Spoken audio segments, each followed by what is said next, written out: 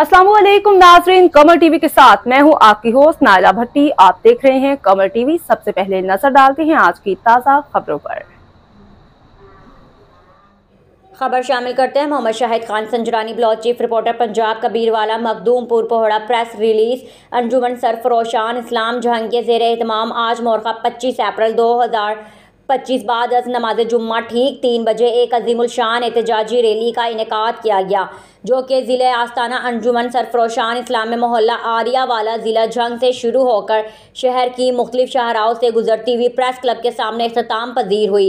इस रैली में इसराइली मजालिम के खिलाफ शिरका ने खुतबे उठा रखे थे, जिस पे इसराइली मजालिम के खिलाफ नारे दर्ज थे।